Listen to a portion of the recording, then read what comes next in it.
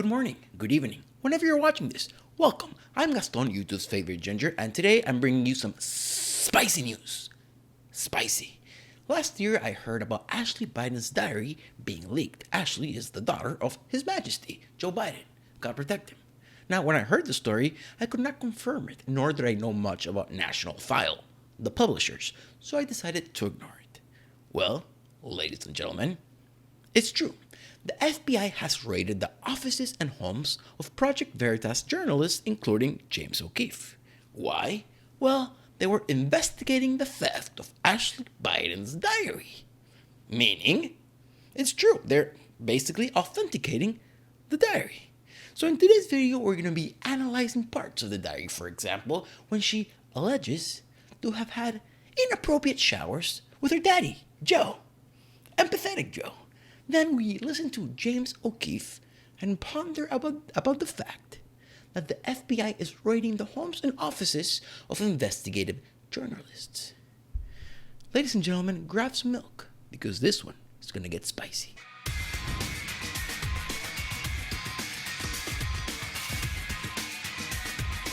As I said earlier, I could not confirm the authenticity of the diary until this week's FBI raid basically confirmed the legitimacy of it. So why don't we begin with the National File, who are the publishers who broke the story in the first place. Bombshell! New York Times FBI confirmed legitimacy of Ashley Biden's diary published by National File. There's Joe, there's Jill, and there's Ashley. They look alike. It's weird. It's like his face with her eyes. Anyway. Last year, National File published the entirety of Ashley Biden's diary, in which she revealed she had inappropriate showers with her father, Joe Biden. Today, the diary has been confirmed as real. A week and a half before the 2020 election, a Project Veritas whistleblower provided a digital copy of Ashley Biden's diary to National File. Entries in the diary include the author revealing she believes she was sexually molested as a child and shared probably not appropriate showers with her father. Some that detailed its author's struggle with drug abuse and the author's crumbling marriage with multiple affairs, along with entries showing the family fears of a potential scandal due to her brother's new home and those that show a deep resentment for her father due to his money, control, and emotional manipulation. Emotional manipulation? How could it be? It's empathetic Joe, remember? We gotta vote for him. He's empathetic. He's a nice guy. Come on, man. Now, I'm going to show you some entries to show you how real this diary is and raw. But then I'll show you the parts that I actually want to show you. But this is just to show you the realness. Okay? A year from now, January 2020. Been sober from cocaine and hard for a year. Working on livelihood as main project. Living Florida weather. But home is where my family is. Super single. Of beginning to date, find romance, not in relationship, limbo, eggs frozen, harvested, and pregnant, fucking non-smoker, exploring other opportunities plus taking them, full career, no debt, and credit built. So off the bat, these are some personal things, specifically number 6, eggs frozen / harvested / pregnant. You could feel what this woman wants. Now she's covering with her drugs. It's sad. I feel bad for her. I know that adventure must be added to my sobriety list.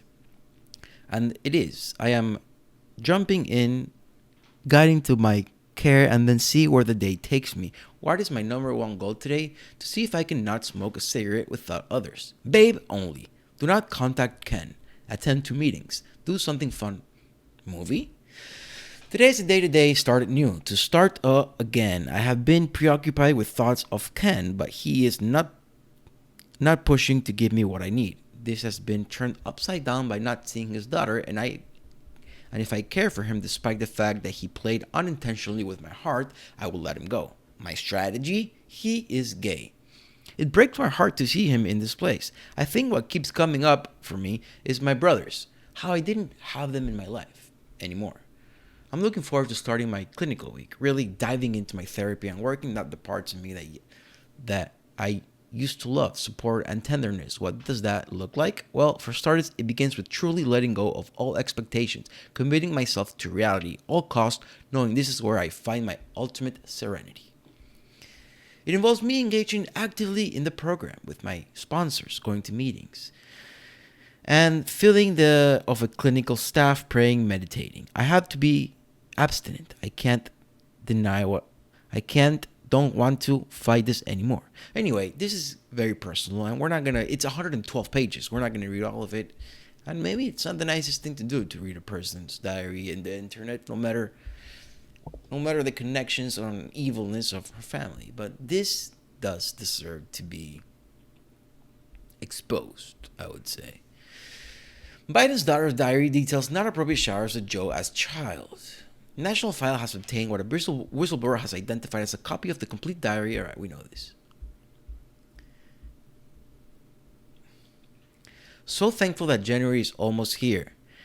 1/27/19 is my date, plus goddamn it, I better not be my last. I've had one of my hardest days. My sex drive is out of fucking control. Like literally, I am in heat. I told Ken the truth about how I was feeling, felt exposed and vulnerable, so I didn't go to dinner. Needed a break from seeing him. We're supposed to have therapy session on Monday, and I'm still unsure of it all. There's a piece of me that wishes I didn't have to do that. But maybe it would be healing, and then again, maybe it would be open up to move ones that will take me longer to adjust to or get with. I'm going to give it a few days, plus see how I feel. I erased this number from my phone, so I can't contact him unless he's contacting me, which he can't. I think I need to have sex in order to feel good about not having sex, plus to get it over with. His friend is a sex addict, which might work out well. I know it's not a healthy way to deal with things, but it's better than drugs. I am focused on myself plus my needs plus sex seems at this moment to be one of them. I don't know if I even need to kiss a guy. Just come here and fuck me. Sober. I think I'm going to go to the AA meeting tomorrow night, and maybe he will be there, maybe not, but I have always been boy crazy. I remember, here's the part that I wanted to show you. I remember pulling up my skirt in 2nd grade and showing the boys my underpants, hypersexualized at a young age. What does this do to? Was I abused? I think so. I can't remember specifics, but I do remember trauma. I remember not liking the Woolsacks house. I remember somewhat being sexualized with Caroline, her cousin. I remember having sex with friends at a young age. I don't know what that says. Oh, showers with my dad. Probably not appropriate. Being turned on when I wasn't supposed to be. Isn't that really, really weird? So we're not going to keep going with the diary because that's the main part I wanted to show you. Let's read it again. I remember showers with my dad. Probably not appropriate. Being turned on when I wasn't supposed to be. This is Joe Biden's daughter. And how many times have we seen Joe touching and sniffing little kids, little girls? Too many. And where does that come from? Well, clearly, it's something he did with his own daughter, allegedly, in the shower. If this is true, which I'm inclined to believe that it is, it's sickening. Sickening. But let's move on now to Project Veritas. Because the FBI raiding investigative journalist is a whole issue in itself.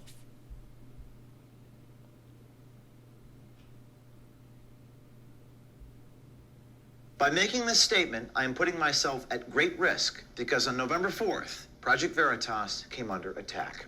I awoke to the news that apartments and homes of Project Veritas journalists, or former journalists, had been raided by FBI agents. It appears the Southern District of New York now has journalists in their sights for the supposed crime of doing their jobs lawfully and honestly, or at least this journalist. Are we living in America? Or are we living in Soviet Russia, North Korea, China? The First Amendment protects journalists, protects freedom of speech. We're going down the slippery slope of tyrannism no matter which way you look at it. I had to think long and hard before making this statement. It's a decision that only I can make. They don't want me to defend myself and immediately tried to silence me. That's why the cover letter to the grand jury subpoena we received contains this language. Quote, "The government hereby requests that you voluntarily refrain from disclosing the existence of the subpoena to any third party. While you are under no obligation to comply with our request, We are requesting you not to make any disclosure in order to preserve the confidentiality of the investigation. Do they not sound like the mafia? Seriously. Well, you don't have to comply, but we certainly suggest you do comply, you know what I'm saying? And because the disclosure of the existence of this investigation might interfere with and impede the investigation, unquote. But while the Department of Justice requested us to not disclose the existence of the subpoena, something very unusual happened. Within an hour of one of our reporters' homes being secretly raided by the FBI, the New York Times, who we are currently suing for defamation, contacted the Project Veritas reporter to ask for comment. We do not know how the New York Times was aware of the execution of a search warrant at a reporter's home or the subject matter of the search warrant, as a grand jury investigation is secret. Here, James, let me explain to you how the New York Times knew this.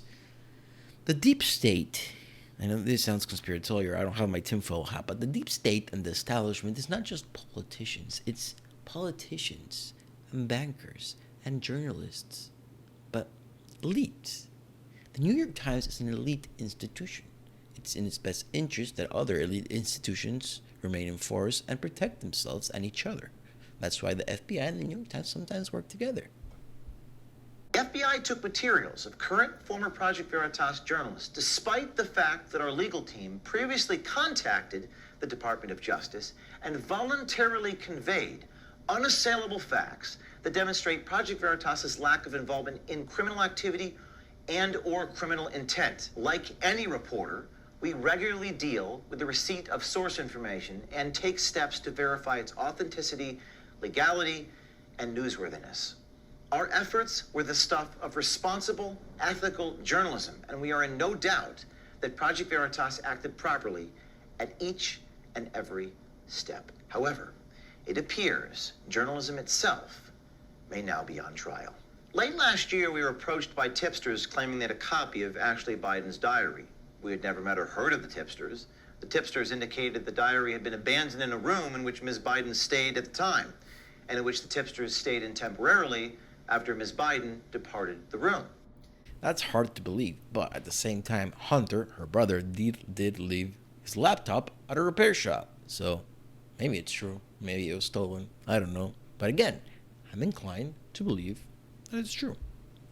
The tipsters indicated that the diary included explosive allegations against then-candidate Joe Biden.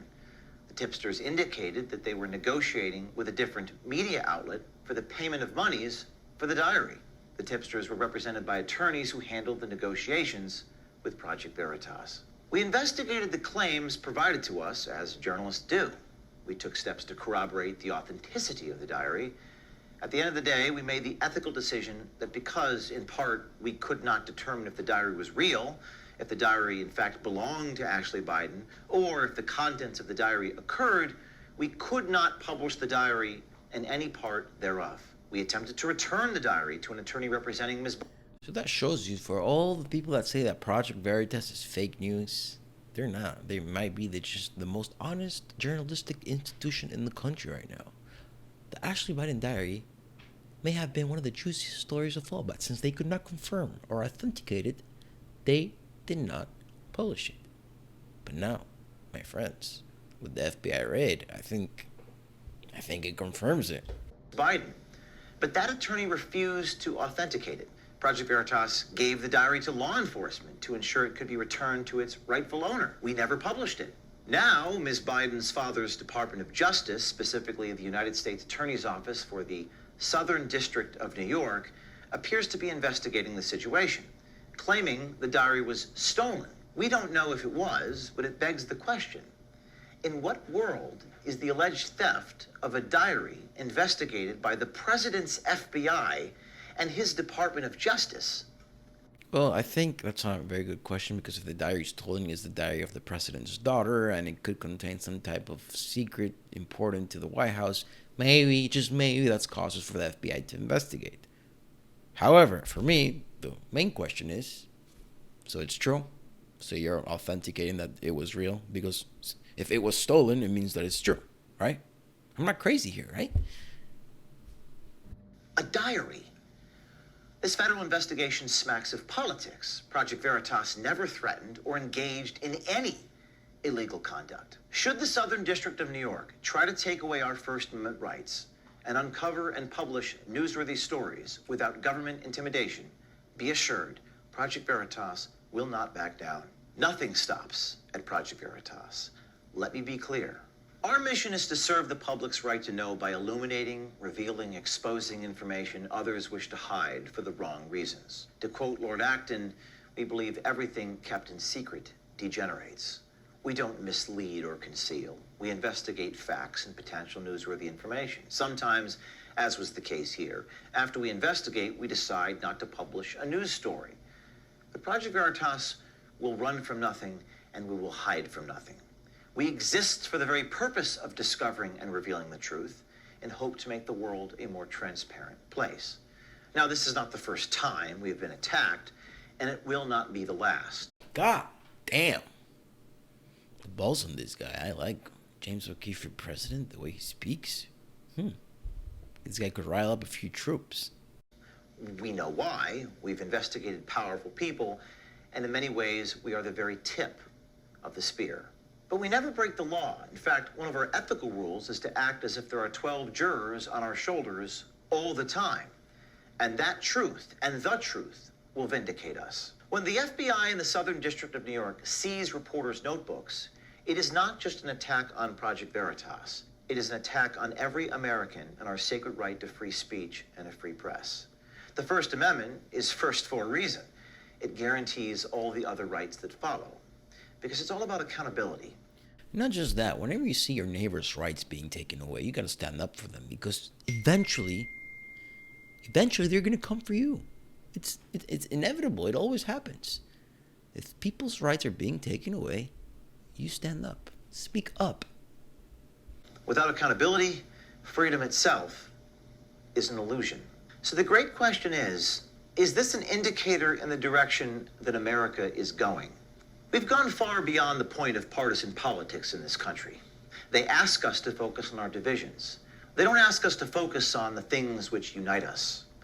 What unites us is so much more powerful than what divides us. The First Amendment doesn't just matter to people on one side, it matters to people on all sides. That is why I'm calling on all Americans, and especially all journalists, to stand with us for the right to free speech and the free press, and to send a message that the politics of fear will not prevail in the United States of America. Right. I like that. I like the outro. Be brave. Do something. This man is an American hero, and he's right about every single word he said. Free speech is incredibly important, and the way that it's going right now in the United States is not a good one. We must protect it. We must stand up and fight. Well said, sir. Well said. Now, I want to point out an alternative possibility to the story. It may be possible that it is true that the Ashley Biden diary was actually stolen. Additionally, it could also be true that the pages that we just read are fabrications. Two things could be true at once. They're not mutually exclusive. So, it could be true that a diary was stolen and what we saw was fake. But I believe that what we saw was real, and the FBI confirming that a diary was stolen authenticates it. That's my belief. That's the ginger belief. And that's what you're here for, right? So, I hope you liked the video. It was quite spicy. And if you thought it was good, share it. Hit the like button. Subscribe. Follow me on Twitter. BitChute, Odyssey, Minds, of course, YouTube. Thank you for watching. Have a wonderful day. See you next time.